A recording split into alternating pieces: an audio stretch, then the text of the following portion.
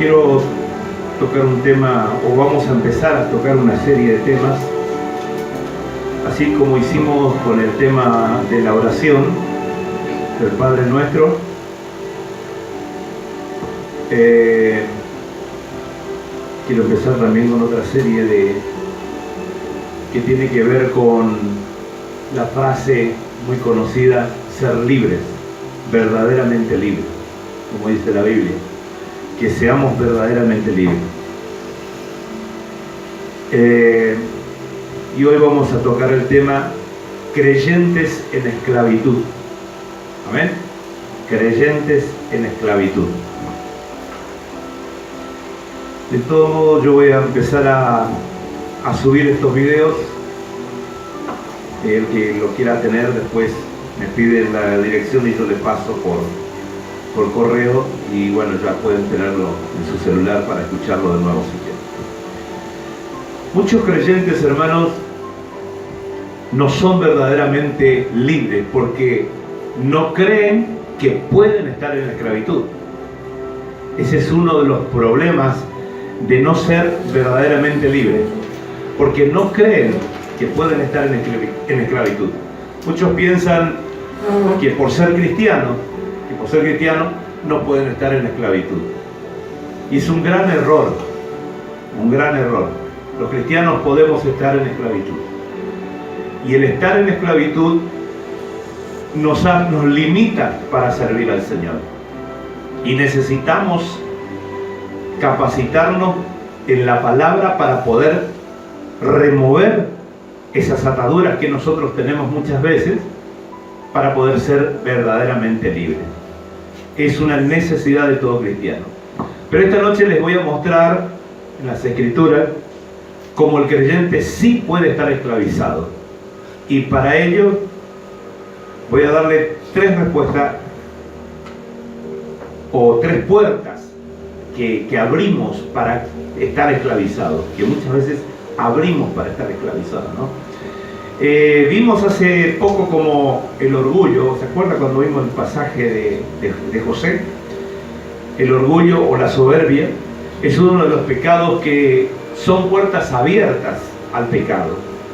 Pero eso le tocó también a Pedro y a otros siervos de Dios en la Biblia. Vemos como el orgullo muchas veces limita al cristiano, ¿no? Y la primera puerta abierta que dejamos muchas veces para que estemos en esclavitud es la iniquidad continua. Número uno, la iniquidad continua. La iniquidad continua abre la puerta a lo demoníaco, hermanos. Veamos Juan capítulo 8, versículo 31. Y si ustedes quieren buscarlo, lo buscan, y si no, yo los voy leyendo acá, no hay ningún problema.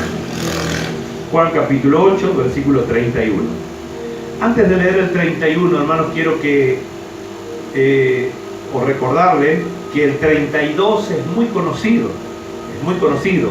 Jesús dijo: y conocerán la verdad, y la verdad os hará libre. ¿Sí? Ese es el 32. El único problema es que comienza con y conocerán la verdad.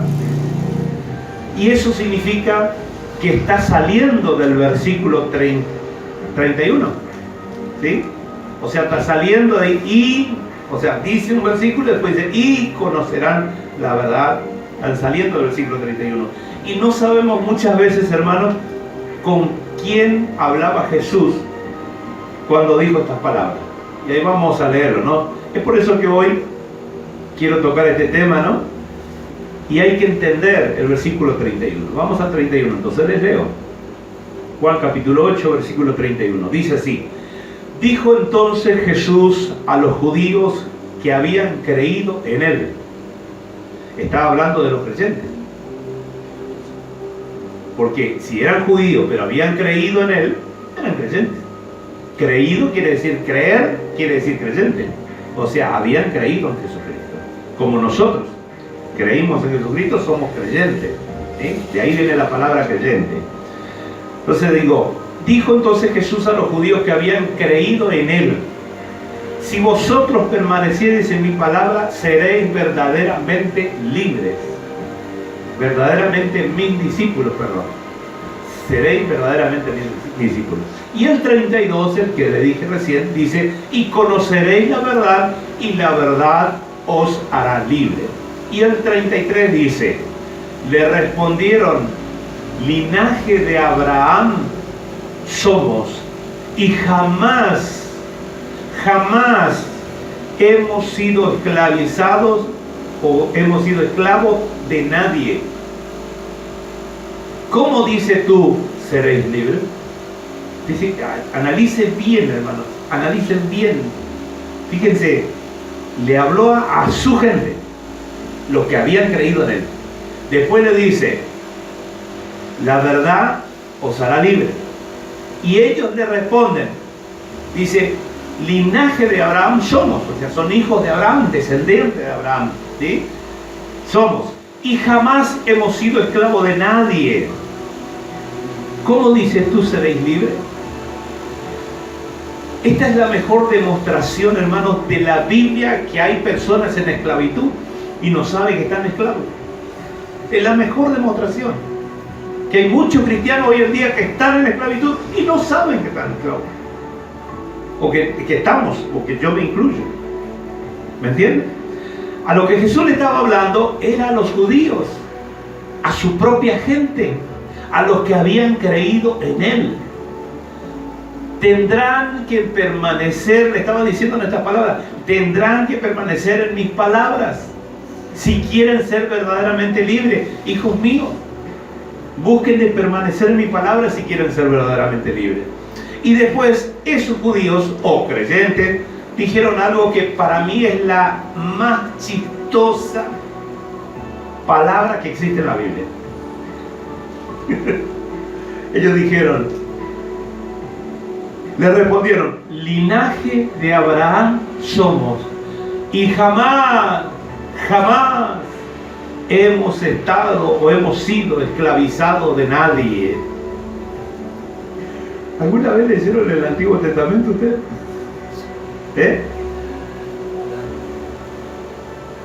Ellos fueron esclavos de todo, hermano. Esclavos de todo. Caldeos, babilónicos, griegos, asirios, egipcios. ¿Eran esclavos en Egipto, sí o no? Comenzó. Y como dice, jamás hemos sido esclavos de nadie. ¿Ven cómo el cristiano puede estar esclavizado y no darse cuenta? Y creerse. Siempre fueron esclavos de todos. Y el cristiano de hoy en día piensa exactamente así. No, yo no soy legalista, no, yo no soy idólatra, no me sujeto a doctrina de hombres. Y muchas veces estamos ahí, hermano. Estamos ahí y no nos damos cuenta. Y estos judíos, cara rota, como se le dice, ¿no? En ese preciso momento, cuando ellos estaban hablando esa palabra ahí, estaban diciendo eso, es el preciso momento en que estaban dando esa declaración ante Jesús, estaban bajo el yugo romano. Fíjense, en ese mismo momento. O sea que estaban siendo esclavos de los romanos, pero nunca habían sido esclavos de nadie. Somos descendientes de Abraham y jamás hemos sido esclavos de nadie. Y es por eso que Jesús decide dejar en claro quién está en esclavitud. Y en el 34 él dice esto. Jesús le respondió, de cierto os digo, que todo aquel que hace pecado, esclavo es del pecado. Lo lamento, mis queridos hermanos, pero nos involucró a todos. Todos los que estamos acá adentro. No estoy hablando de los judíos, acá. Nos involucró a todos. Les leo de vuelta. De cierto os digo, que todo aquel que hace pecado, esclavo es del pecado. ¿Alguien acá nunca pecó? Pregunto, ¿no? Alguien dice, yo peco todos los días. Yo soy uno. Hasta inconsciente. ¿Somos esclavos del pecado o no? Dijo Jesús. ¿Somos esclavos? ¿Podemos estar esclavizados o no? El 35 dice, y el esclavo no queda en la casa para siempre. El hijo sí queda para siempre. Él no habla de salvación, hermano. No está hablando de salvación, porque por ahí algunos piensan, está hablando de salvación. No, no está hablando de salvación. Porque algunos dicen, bueno, pero entonces quiere decir que no voy al cielo. No estamos hablando de eso. No estamos hablando de eso. Estamos hablando de ser hijos o ser esclavos. De estar esclavizados de algo o dejar de estar esclavizados viviendo en la palabra de Dios. Nada más. Simple. 36 dice, así que si el Hijo os libertare, seréis verdaderamente libres. Así que el Hijo, si el Hijo os libertare, seréis verdaderamente libres. En otras palabras, como creyentes podemos elegir, hermano.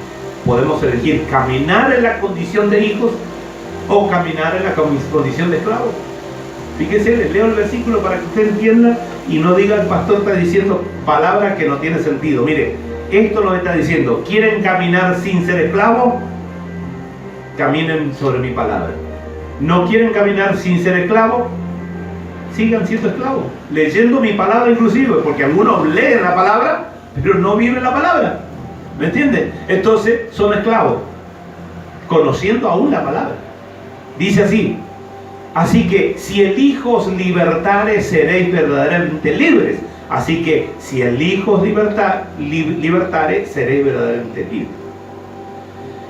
En otras palabras, como creyentes tenemos la posibilidad de decidir si queremos vivir libres, verdaderamente libres, o si queremos vivir mediamente libres y otro poco esclavizados. ¿Me van entendiendo? Incluso como cristiano, hermano, como creyente, él dice, no hagan eso, yo vine a libertarlos. No sigan pecando, no sigan en eso, no sigan en esa idolatría. Por los judíos eran pero perfectos idólatras, perfectos legalistas. Eran lo máximo, para acusar estaban prontos. Él dice, no hagan eso, yo vine a libertarlos porque el que comete pecado es siervo del pecado. Yo vine a librarlo de eso. Y la palabra cometer es muy especial, hermano. Es sinónimo de comprometer. Quien comete, se compromete. Quien comete, se compromete a continuar en el pecado. El que comete, se compromete a continuar en el pecado. La palabra en griego significa formular un plan. Piensen en eso, hermano. Quien formula un plan para pecar es siervo del pecado. Usted dice, pero yo no formulé un plan para pecar. ¿Quién no? Vamos a ver. Y todos pasamos por eso, hermano. Todos. No se hagan de los santos ahora. No se hagan de los que no tienen pecado ahora. Todos pasamos por eso. Todos hemos pecado. Todos hemos formulado un plan para permanecer en el pecado, para darle entrada y mantener oculto ese pecado. Es esclavitud. Eso es esclavitud.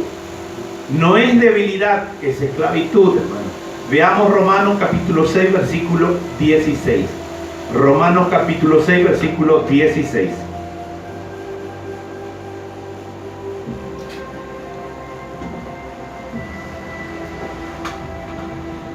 Dice así: ¿no sabéis? Algunas versiones dicen, ¿no se dan cuenta?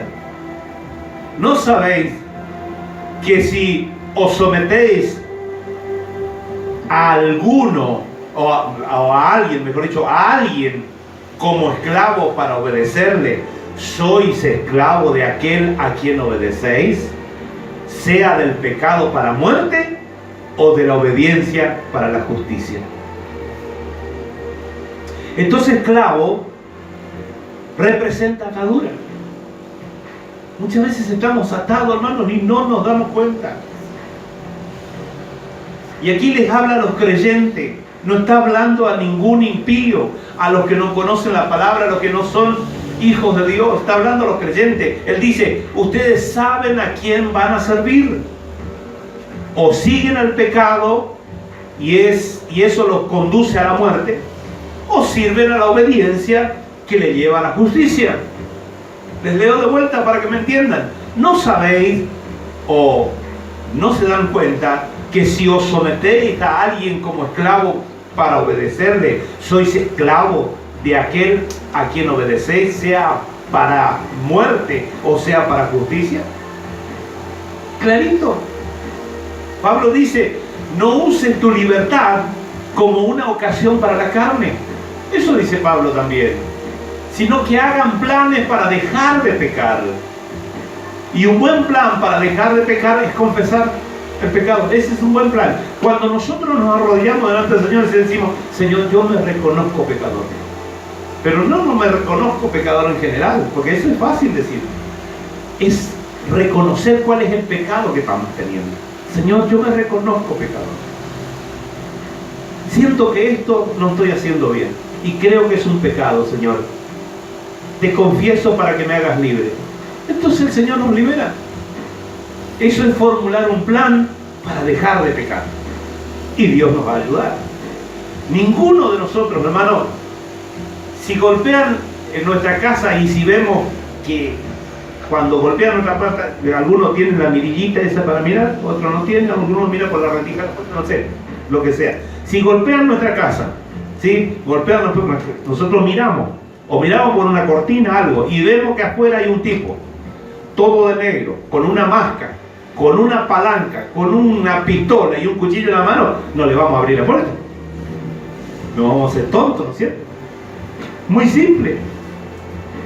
Si es evidente que vienen para matarnos o robar, no le vamos a abrir la puerta.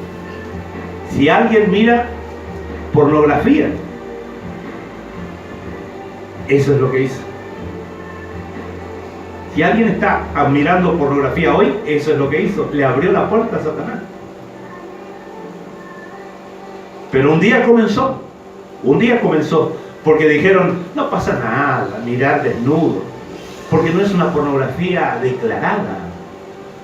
Porque mirar desnudo no es una pornografía declarada. Y fue cuando destrabaron, sacaron el cerrojo de la puerta y le abrieron la puerta al pecado. ¿Me entiendes? Y él entrará, lo hará, hermanos. Va a ser. Cuando le abrimos la puerta lo va a hacer. Ténganlo por seguro que el pecado hallará cabida en nuestras vidas.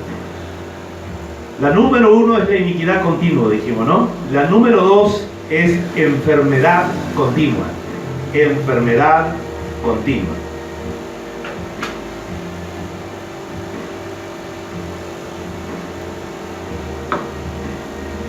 Lucas capítulo 13, versículo 11. Vamos a leer ahí, hermano.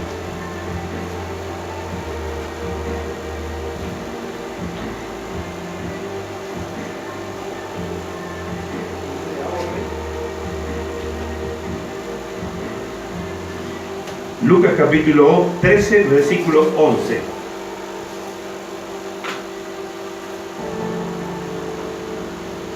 Dice así: y había allí una mujer que desde hacía 18 años tenía espíritu de enfermedad.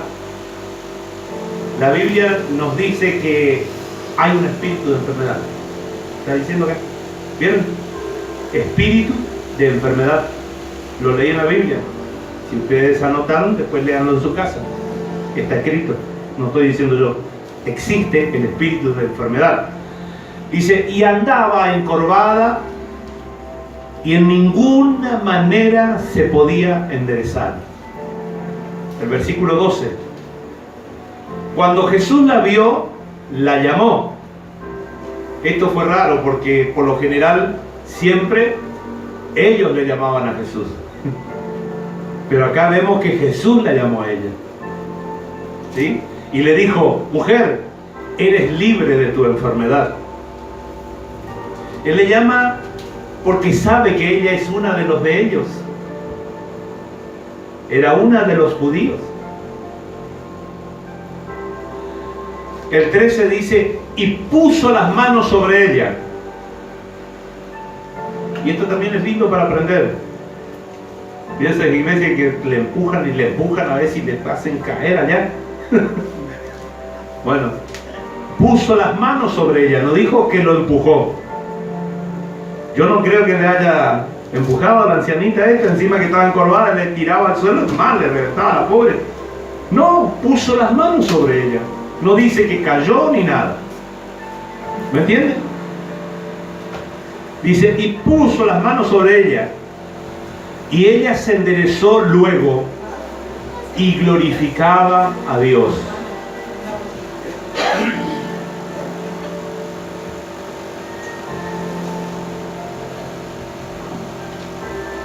Y glorificaba a Dios. El 14 dice, y atento acá, hermanos, escuchen bien. El 14 dice, pero el principal de la sinagoga, el pastor de la iglesia, en ese momento, el principal de la sinagoga era el pastor de la iglesia.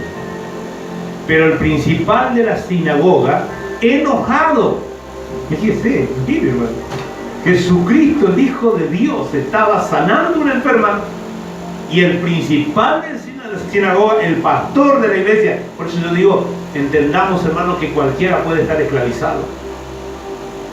Cuando entendemos, somos dóciles, el Señor nos cambia. Ahora, si nos ponemos tercos, no vamos a cambiar nunca. Fíjese, el pastor de la iglesia, enojado de que Jesús hubiese sanado en el día de reposo, o sea, sábado en aquel tiempo, dijo a la gente, quiero decirle lo siguiente, hermanos, ¿saben que Jesús es el mismo ayer, hoy y siempre? Amén.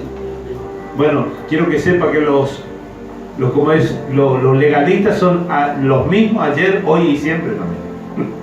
Siguen siendo iguales. El legalismo es muy fuerte y los domina. Lo que hacen los fariseos o legalistas es tomar parte de la Biblia y añadirle su propia interpretación. Ese es el problema. Cuando entra el espíritu de legalismo, toman parte de la Biblia y lo hacen a su interpretación o por lo que vienen escuchando de antepasados no buscan la profundidad de la palabra. La Biblia no está para leerla por lo que dicen las demás iglesias, por lo que dicen los demás pastores, por lo que me dijo mi mamá o mi abuelita. La Biblia está para ser leída con la ayuda del Espíritu Santo, pero con la investigación profunda nuestra. No es solo la Biblia, son diccionarios, son historias, son internet. Hoy tenemos internet, tenemos mucho, hermano. Con profundidad hay que investigar. No podemos quedarnos por lo que me dijeron o cerrarme con algo que a mí me parece.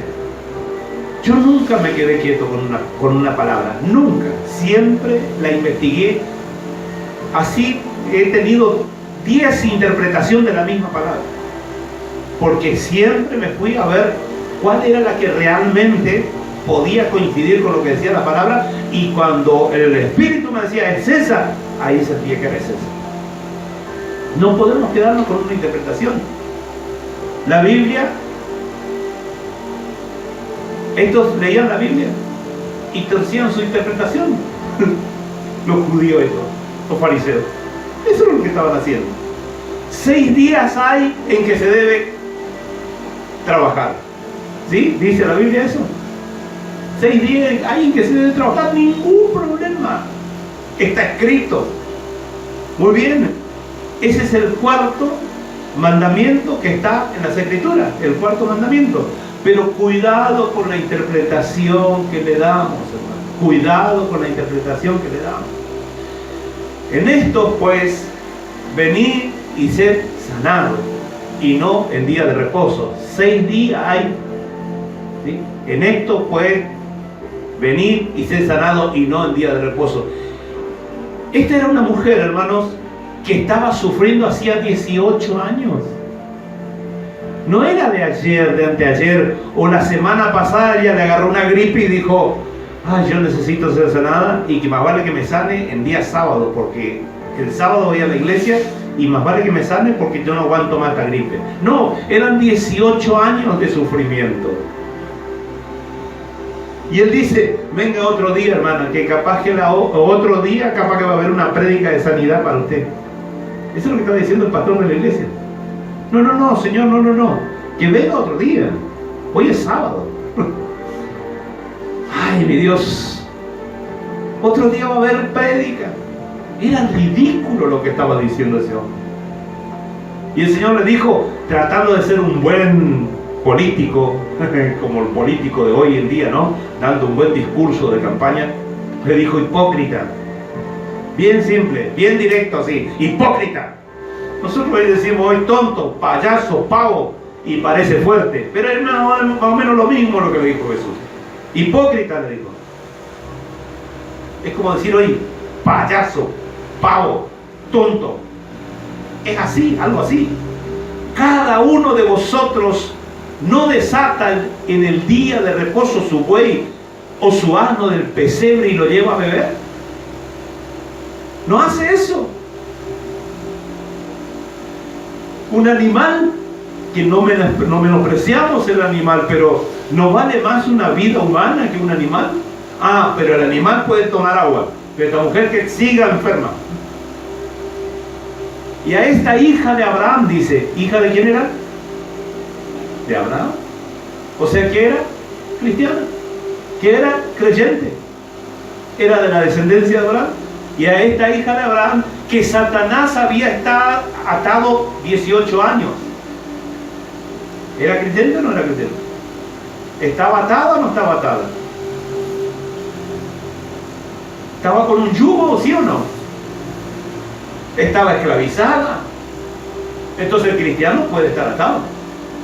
18 años, ¿eh? No es un día, ni 2, ni 3, ni 10. No se le debía desatar de esa ligadura en el día de reposo. Lo que está diciendo Jesús es, ella es una creyente.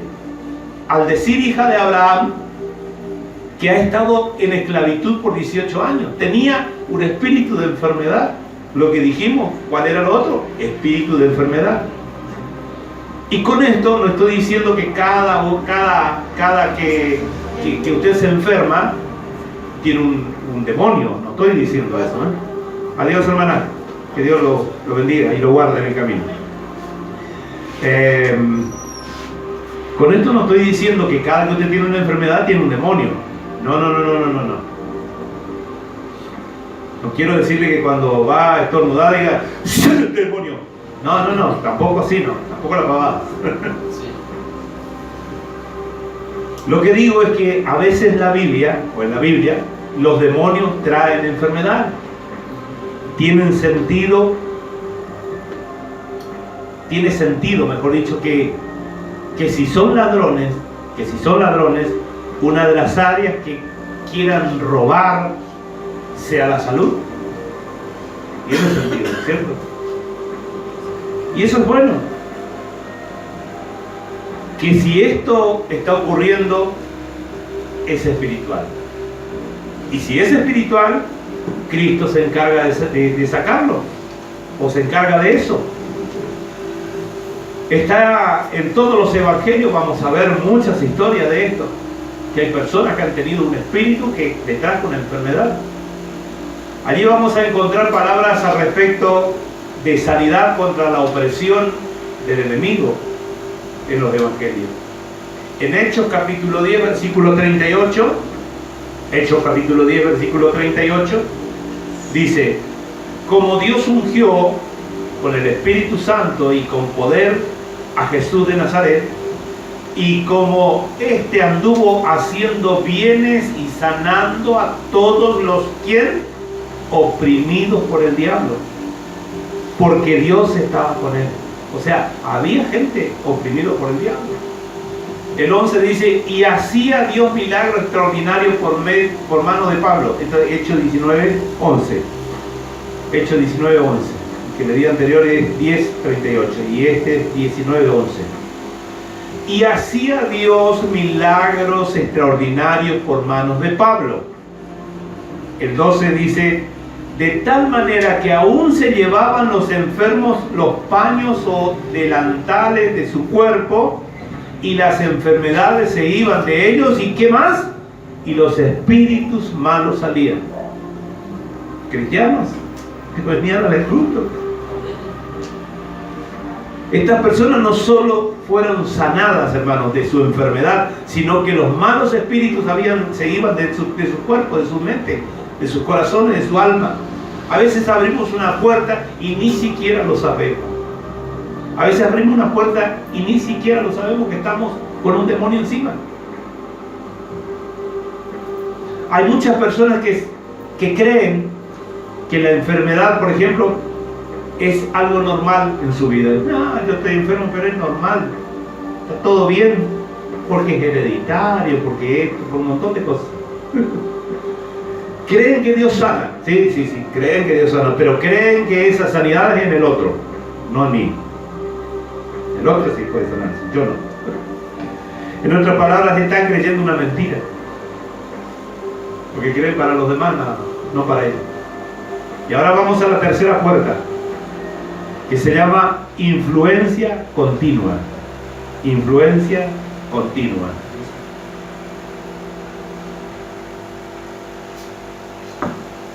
Y con eso terminamos. Para ello vamos a leer Marcos capítulo 7, versículo 24, 25, 26, 27, 28, 29 y 30. ¿Sí? Bueno, vamos para allá. Marcos capítulo 7, versículo 24 en adelante. Dice así.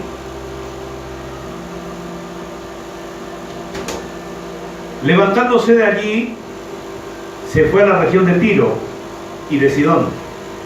Y entrando en una casa, no quiso que nadie lo supiese, pero no pudo esconderse.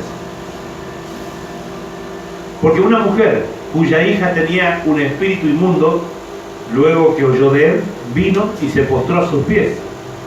La mujer era griega y sirofenicia, de nación, y le rogaba que echase fuera de su hija al demonio. Pero Jesús le dijo, deja primero que se sacien los hijos, porque no está bien tomar el pan de los hijos y echarlo a los perrillos. Respondiendo ella y le dijo, sí, Señor, pero aún los perrillos debajo de la mesa comen de las migajas de los hijos. Entonces le dijo, por esta palabra, ve, el demonio ha salido de tu hija. Y cuando llegó ella a su casa, halló que el demonio se había salido, y a la hija acostada en la cama. Lo que debemos de entender aquí es que ella es griega, no judía. La anterior era judía, no era griega. Esta es griega, no es judía. Pero además es sirofenicia. Y eso todo, por eso yo le digo, hermano, leer la palabra es fácil. Y escuchar que me dijeron así, así, así, y seguir, dale. Hay que investigar estas cosas. Pequeños detalles que traen una explicación tremenda a la palabra. Ella era griega, pero además también era sirofenicia. Y esos detalles traen un significado a la palabra. Es una mezcla. No creo que Dios esté siendo racista acá, que diga no te junte con porque él es negro, porque él es rubio, porque él es gordo, porque él es flaco. No. Porque nunca fue así Dios. Aquí lo que él habla es de creyente y no creyente. Eso es lo que habla. De creyente y no creyente. Cuando decía no lo hagas, hablaba de Israel, que no realizaban, que no le realizaran matrimonios por negocio como querían hacer los israelitas. Ellos querían hacer negocio, realizar matrimonios muchas veces por negocio, porque les convenía. Y cuando nosotros decimos que el cristiano se tiene que casar con otro cristiano, porque el yugo desigual no da buen resultado, es por todas estas cosas. Son enseñanzas de la palabra.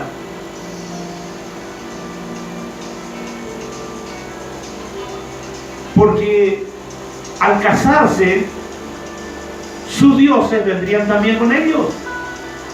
Y vemos a través de la Escritura que siempre que alguien cristiano se casó con alguien impío o alguien de algún lugar que no tenía que no tenían a Dios, ese que era Dios, ese otro lugar que no tenían a Dios, venía con toda su idolatría. ¿Es así o no, pastor? ¿Cuántos pasajes vemos en la Biblia? Que venían, ¿te acuerdas el pasaje que tenían escondidos los santos abajo de la, ¿cómo es? No me acuerdo el nombre ahora. El manto babilónico. ¿Eh?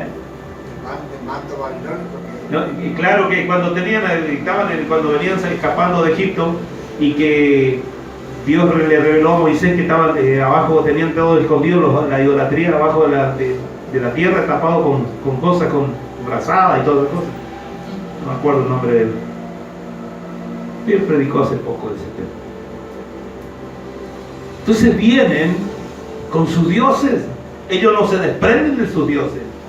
Si una hija de un cristiano se casa con un impío, ¿qué trae el impío?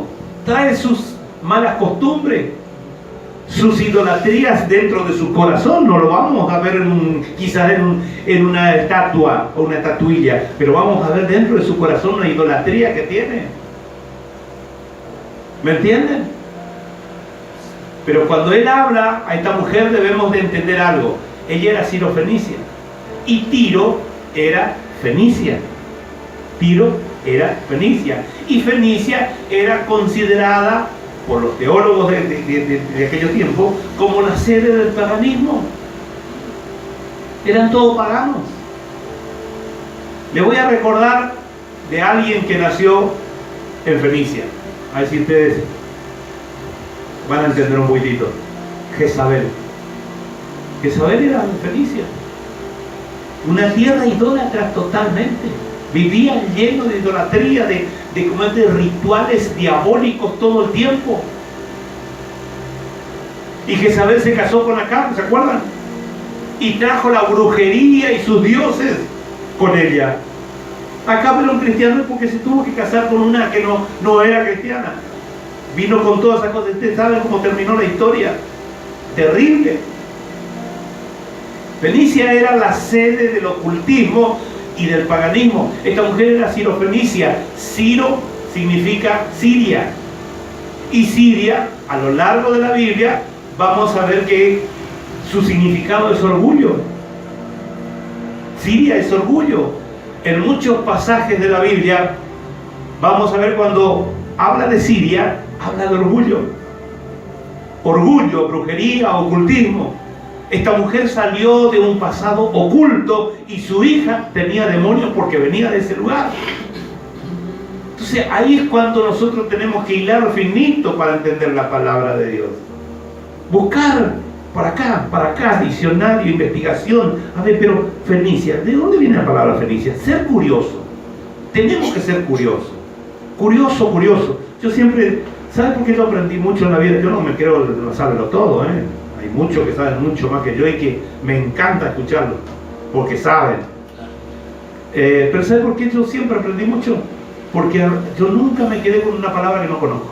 A mí me dicen una palabra que no conozco y yo salto a ver en el diccionario qué es lo que significa. Ahora con este programa que está muy lindo, no sé si vieron este que se llama ¿Quién quiere ser millonario? ¿Vio? Está buenísimo, ahí hay preguntas y respuestas. Me anoté, no sé si me van a llamar. No sé, capaz que no sé, ni capaz que yo le dije capaz que me vengo con 30.000 nomás, pero con 30.000 ya 30.000. No tanto por eso, sino porque por ir a aceptar un desafío, ¿no? ¿Cómo saben? Sí, no, dicen Margarita que le mandan una cartilla para estudiar, no es que van así directamente, creo que le dan más o menos los temas que le van a tomar, algo así es. No sé por qué me fui por la tangente. Decía que bueno, yo siempre Cuando ahí suenan palabras raras, también yo rápido googleo. Antes era diccionario, ahora es Google. Ponen la palabra en Google y ya está la respuesta. Sean curiosos, investiguen, pregunten, siempre va a haber alguien que sabe más que nosotros y ese nos va a enseñar. Entonces tenemos que aprender, y esta mujer venía de ese lugar. Entonces, para que uno pueda entender la historia de por qué Jesús le contestó de esta manera. Porque a veces uno predica por lo que escuchó muchas prédicas por ahí, que hablan que no, porque ella, no, que a los perrillos le llamó de perra, todo lo que quiera. Sí, pero ¿cuál es el significado verdadero? Entonces Jesús sabía que ella venía de una tierra que eran todos paganos. ¿Por qué? Porque ella tenía una puerta abierta. Pero ella estaba pidiendo liberación para su hija. Ella estaba pidiendo liberación para su hija. Y Jesús hizo esta declaración, que si ustedes no entienden el lenguaje bíblico, nunca lo van a entender. Él dice así, pero Jesús le dijo, deja primero que se sacien los hijos, porque no está bien tomar el pan de los hijos y echarlo a los perrillos. Él se refiere que ella es griega y él es judío. Y él fue enviado, ¿qué dice la Biblia? Fue enviado a los judíos. Primeramente. Al judío primeramente. No que solo para los judíos. Primeramente dice. No dice que no para los otros. Porque todo eso tiene que sonar en nuestra cabeza. Porque si no, él podía decir, no, yo fui enviado solo a los judíos. No, dice primeramente. Y todo tiene un significado. Primeramente quiere decir que no solo a ellos, también a los otros, pero primeramente a los judíos. Primeramente a los judíos. Como iglesia, llevamos el evangelio a los judíos nosotros también. En este momento, predicando, nuestra prédica tiene que ser para los judíos, primeramente. No solo a ellos, pero a ellos primero. A ellos primero.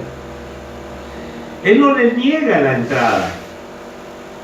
Lo que él dice es que primero se deja saciar a los hijos. Primero que coman mis hijos. No, para, señor. Para, señor. Vos venías que venís en medio de la idolatría. Viviste metida toda tu vida en el paganismo. Le metiste demonio a tu hija por culpa tuya. Vienen los demonios, entran a tu hija y ahora vos querés que yo te dé a vos. Primero, no. Primero a los hijos. Y acá viene algo muy interesante. Lo bueno de esto es que siempre hay esperanza, hermano, para el segundo. Yo no quiero hablar de boca, ¿no? Pero siempre hay esperanza para el segundo. Y no se olviden que nosotros somos segundos. No, ahí ya salía del fútbol, ¿eh? Porque, ¿para quién era la salvación? A los judíos. ¿Cómo entramos nosotros? Segundo. ¿Ves que lo que lindo que es escudriñar la palabra en profundidad? ¿Ves lo que él está diciendo? No, pará. Primero para los míos, después para vos. ¿Qué fue lo que dijo con nosotros? Lo mismo. Primero era para ellos, ellos rechazaron, bueno, ahora sí le doy a los segundos. A nosotros. Nosotros ligamos. Entonces, siempre hay esperanza para el segundo. Nosotros por eso tenemos que ser agradecidos, porque el evangelio llegó a los gentiles. Tenemos que ser agradecidos, hermano. Pero todos sabemos que solo las personas de fe son los hijos. ¿Sí o no? Sí. Solo las personas de fe son los hijos. Él dijo, porque vamos a partir de la base. ¿Quién es hijo de Dios? Aquel que dice que creyere en su corazón y confesare con su boca que Jesucristo es el Hijo de Dios, será salvo. O sea, si creer significa o es sinónimo de fe, paso a ser hijo cuando creo, paso a ser hijo cuando tengo fe. Tuve la fe de creer que Jesucristo es el Hijo de Dios, creo en Él. Entonces, solo aquellos de fe somos hijos. Él dijo, deja primero saciarse a los hijos. Y como dije antes, Si no saben interpretar, no van a entender. Si no saben interpretar, no van a entender. Le voy a mostrar otra escritura. Filipenses capítulo 3. Capítulo 3 y versículo 2. Filipenses capítulo 3, versículo 2. Dice así: guardaos de los perros. ¿Quién está hablando acá? Pablo. Guardaos de los perros, guardaos de los malos obreros, guardaos de los mutiladores del cuerpo. ¿Están entendiendo? Le está dando un consejo. Guardaos de los perros. O es lo que Pablo está hablando, o un día Pablo salió a predicar y le mordió un perro. ¿Qué es lo que está diciendo Pablo? ¿Analizaron eso? Fíjense lo que dice: guardaos de los perros, guardaos de los malos obreros, guardaos de los mutiladores del cuerpo. No hay otra opción, hermanos. O es cuidado con los perros, literalmente, como dice acá, perro, lo que vemos en la calle, perro, o es cuidado con los perdidos. Es claro, es bastante claro. Y es eso lo que Jesús dijo. Ella le dijo: Señor, necesito liberación. Y él le dijo: no es para los perdidos. Ahora escuchen, y esto es lo que le decía, atento acá, escuchen lo que él dice: es para los hijos, no para los perdidos. Ella estaba pidiendo ¿qué? Liberación. La liberación es para los hijos, no para los perdidos. Entonces aquí es que quiero que me presten atención.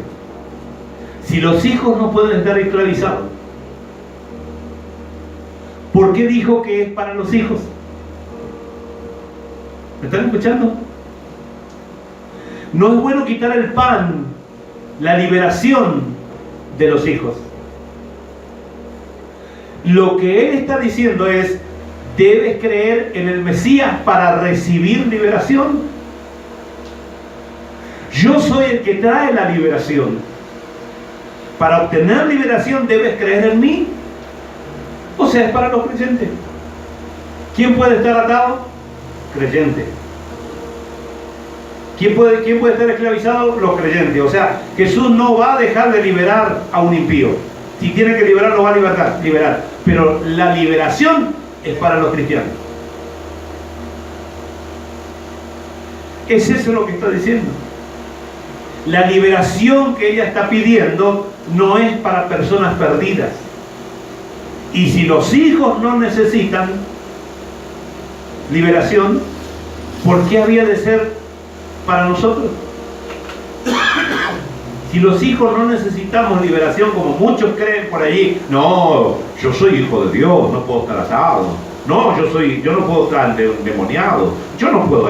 Viven pensando eso. Pero acá está la palabra. Si nosotros no necesitamos de liberación, ¿por qué había de ser para nosotros la liberación? ¿Está claro? Los creyentes pueden estar en esclavitud, hermano. Pueden ser idólatras, pueden ser legalistas, pueden ser pecadores, pueden estar en atadura. Entonces, lo que tengo para decirle es que si usted está en atadura, lo que tiene que hacer es lo que hizo esta mujer: humillarse. ¿Amén? Pongámonos de pie.